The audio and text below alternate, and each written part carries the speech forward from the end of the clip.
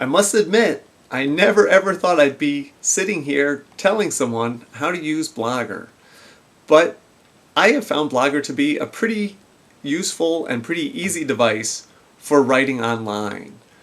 Basically, once you get my email inviting you to join Blogger, you should go there and join. And at that same time, you will then be able to go to our Lift 2008 website, and there you will have permission to write or post messages to our blog. All you have to do within Blogger is look at the very top of your screen when you're at Lift 2008, and you should see a link that says New Post. Click on that, and you'll be able to draft a posting to our blog.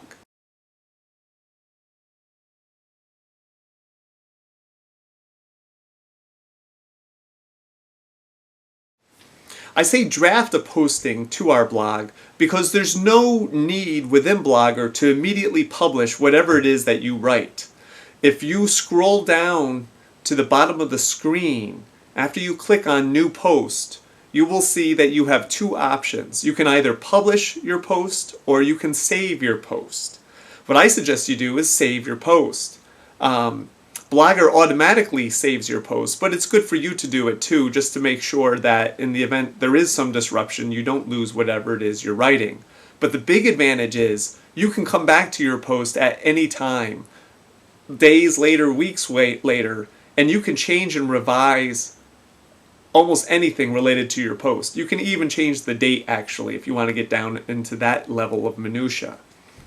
In any event, you'll see a screen that asks you for a title for your posting and maybe some description. I personally never use the description, but if you're interested in that, go ahead and do it.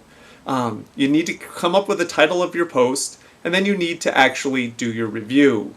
Hopefully, by this point, you've also taken a look at my blog, theageof.blogspot.com, and seen more or less the template for your own reviews on Lift 2008.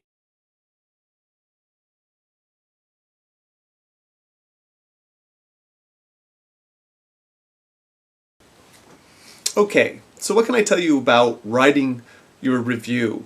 There are three things that you need to do in your review. There are three things that I think I do in my reviews on my blog. First of all, you do need to provide some sort of hook. You need to have like an introduction, a short paragraph that captures the interest of your reader. You got to find a way into your writing, in other words, in a way that's going to be engaging. In addition, you also need to provide some sort of summary of the plot of your book. Now, this is a little bit tricky. You have to remember that people out there haven't necessarily read the books that you're talking about, and they don't want to know everything about the book. If you give away too much, they're going to be very disappointed. This is something that I learned actually over the early part of doing my own blog. With each succeeding post, I probably give less and less information about the books because I've discovered people don't really like that. So I don't try to give them too much information, but you do have to sort of basically say what the book is about. You also need to evaluate the book. I think people who are going to come and visit this blog are going to be interested in knowing whether the book is good for them or suitable for them. Adult readers in particular are going to have this concern. They might be looking at this blog in order to find books for their children and or to give away as gifts, and they don't want to give something that's inappropriate. So I think it's good for you to be as honest as you can about what you think the ideal audience is for the book that you're reviewing. You also might talk a little bit about whether you think it would be appropriate for use in school, either in terms of teaching in front of a whole classroom or perhaps just recommending to students or using in small groups. If necessary, you can also specify content area, whether it's good for history or science or math or English. The last thing I think you can do in your review is make some sort of connections to the world. Remember, this blog is all about really trying to create these what are called text-to-world connections.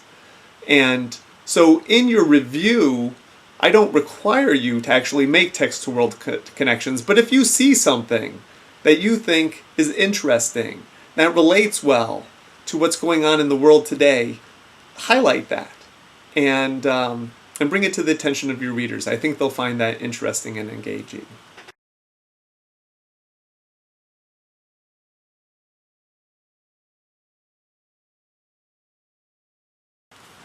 Here's 3 quick things you can do to make your review more engaging and more interesting. First of all, tie in as much humor, wittiness, and frankness as you possibly can. The internet is all about having a voice that's really different than the one you typically put into academic papers. And you need to be a presence out there. You need to have an opinion. You need to be a little bit zany and funny or creative in whatever way you can. So try to embed that into your review. Try to bring that to your review. You also need to, I find pictures really helpful. They get people's attention, they work really well. So maybe you don't say everything about the book, but if you have a picture of the book, which you can easily obtain from anywhere on the internet, you can usually get a picture of the cover.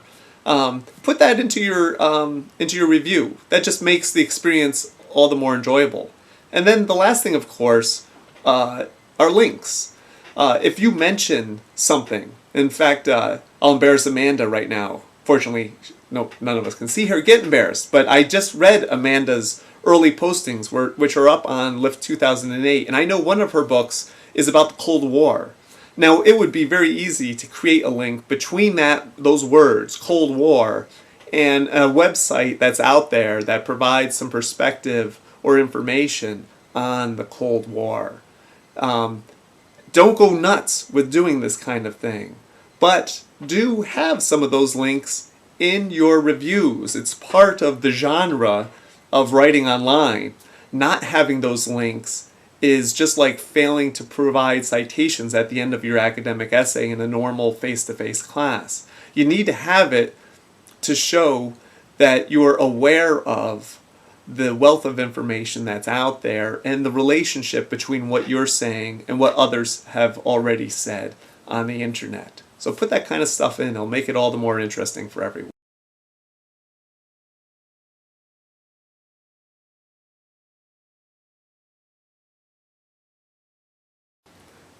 Okay, that is a lot about writing up your posts for Lift 2008. I'm not going to say anything else. I'm going to try to keep this really short and to the point. After you post your review of your books, there's 2 other kinds of writing that you need to do. One is to simply read the other posts that are on the website and from time to time provide a comment. At the very end of each book review, you should see a link that says comments. If you click on that, you will be able to inscribe your own comment in response to someone else's review. And this will be a way for you to give them feedback on what they've written or what they've done in terms of their videos. The other kind of writing you need to do by the end of the unit is a longer 1,000-word essay looking at the books you read and also the other books on this blog and saying something about the connection to the contemporary world. What I suggest you do is go back to my blog and look at the commentary that I have written, and you can use that as a model. But the big idea here is, what is the relationship between these books and the world today? In my blog, I've been highlighting a couple of key ideas. One is that we seem to be in what I'm calling an age of fear. Another idea is that a lot of these books take up issues of cultural differences. You might even say immigration is a key idea or theme. Another idea or theme I'm playing around with is exceptionality. The books seem to depict exceptional adolescents and pose questions about the sort of obsession with exceptionality in our culture today.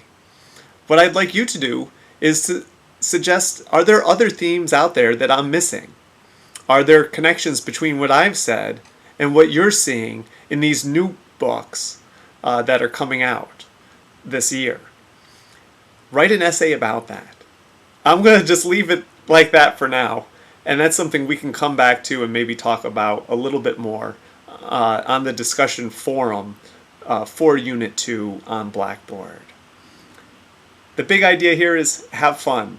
Enjoy yourself. Enjoy the chance to read independently, write in a little more creative way than you typically would in a more academic setting. And let's come back and see what we've learned from this whole experience. Take care. Bye.